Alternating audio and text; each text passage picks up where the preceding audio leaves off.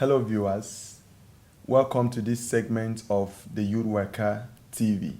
In this segment, we are going to be dissecting the views of the leading governorship aspirants of the People's Democratic Party in the person of Pastor Umo Eno.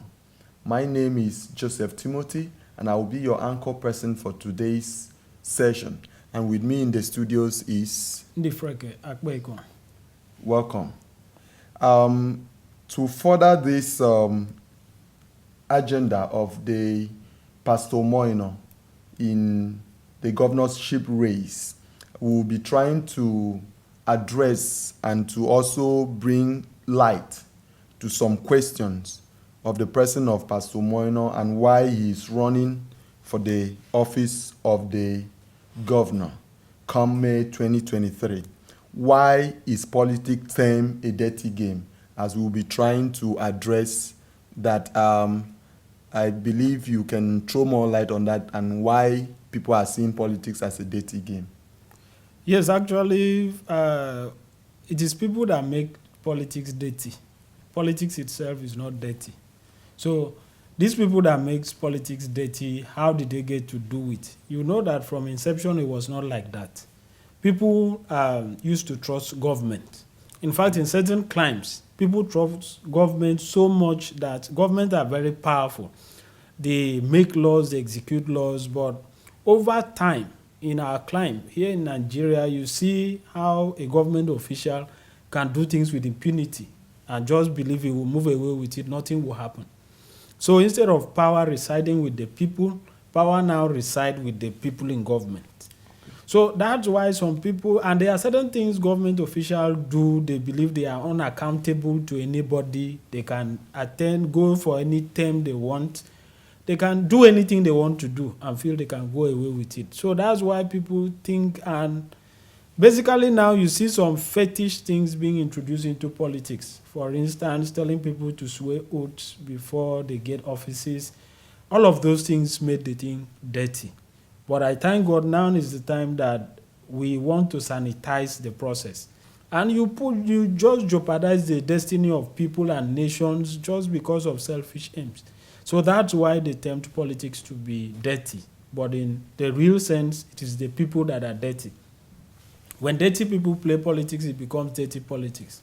When clean people play politics, it becomes clean politics. Okay, that will bring me to the issue that has been raised by so many that are saying he's a pastor. Pastors are supposed to be in the church taking care of the flocks. I want you to throw more light. A pastor, as a citizen of the nation and a citizen of Akwa Ibom, does he not have the right, or is politics, like you've said, termed dirty? As a pastor, doesn't he have the right to contest or to vie for that office? I just see all of those narratives as bullying people. Who said where in the Bible is it written that a pastor cannot be in politics? You see all of these things, people just cast aspersions on people and begin to think they can do anything and go away with it, just to bully other people so they won't contest. A pastor is supposed to stay in the church. If a pastor can take care of a flock, why can't he take care of the state? It's an issue of bullying people, and they know why they don't want those people, especially credible pastors. Because there are certain pastors that we know, we are in Nigeria, we know them. And they are ones that are credible. So when they see these credible people, because they have so skewed the system, they don't want things to be straightened. So they begin to bully you with that word, a pastor is supposed to be in the church. Why do you go and submit to the leadership of the pastor in the church if you can't submit to him in the state?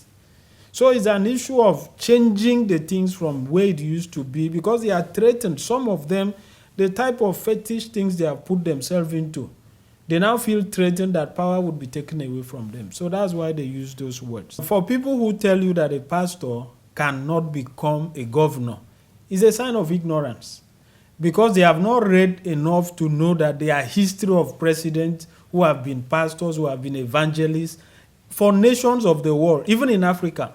So for them to say a pastor can't be, it's an issue of ignorance. So I also tell them to go and research. If they have not been pastors who have been president of nations, so what's wrong with being a state? In a state, we also have several pastors that have been state governors. So it's not only in Nigeria, it's the world over. They should do their research. You have Google, the internet is there, so you can, before you make such statement, you should be sure. Okay. You should be able to prove it that a pastor has never been a state governor or this before. Well, that will take me to the next point of thought, that as pastors, we are supposed to preach peace to the people, because growing up as a young person in church setting, pastors will always tell you, make peace with one another, grow in love and in peace.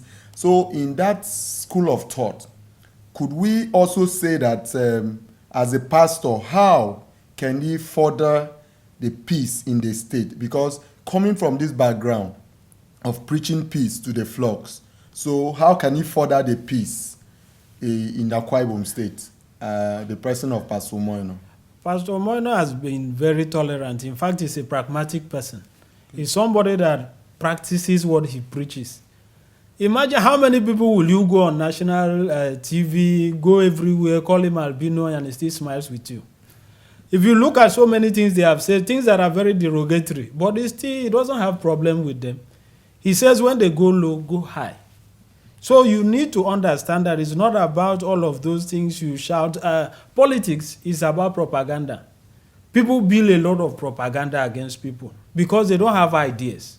And when you don't have ideas, it's very pathetic in the 21st century for people to go that low on people. You start saying things you shouldn't have said just to gain. And I even saw a man, an elderly man, I wonder what he would tell his children, to come in the public space and say politics is organized hatred.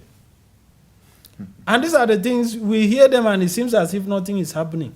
How would you at your age say politics is organized hatred? You hate somebody for what reason?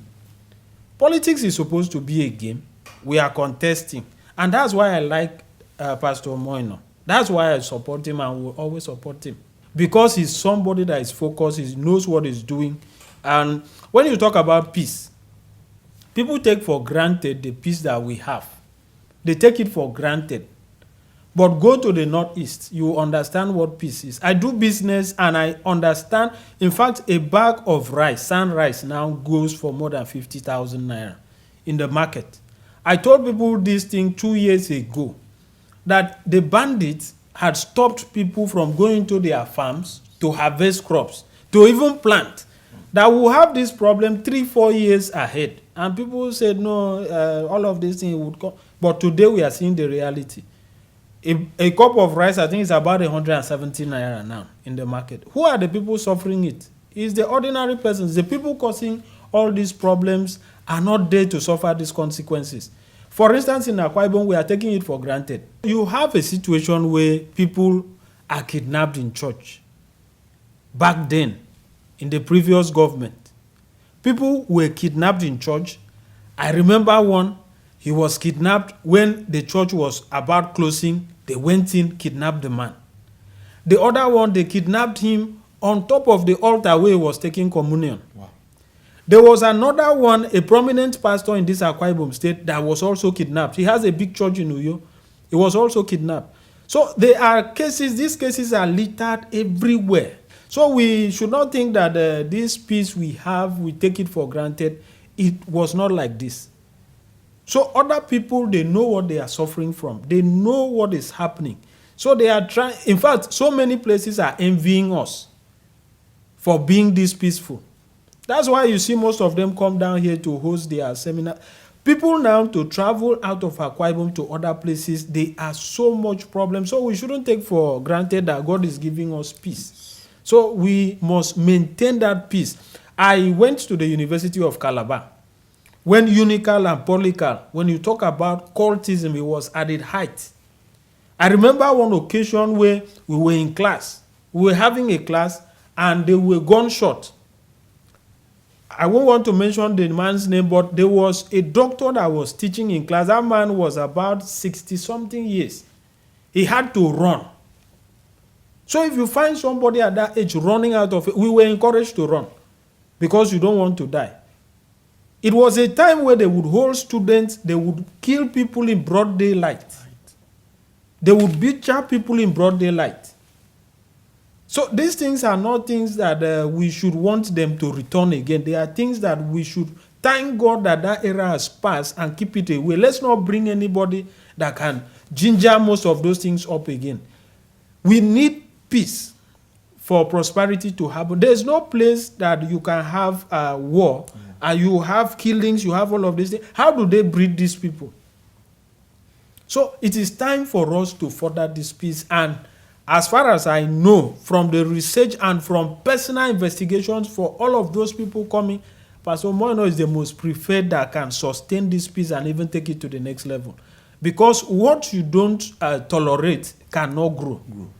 He does not tolerate around his business. He does not tolerate bullying. He does not tolerate anything. He can replicate. He has been replicating this thing in small scales. He can scale it higher. So he's the only person that could take us to where we actually want to be in terms of security. So he is the only person I've seen amongst them all that has that capacity for now.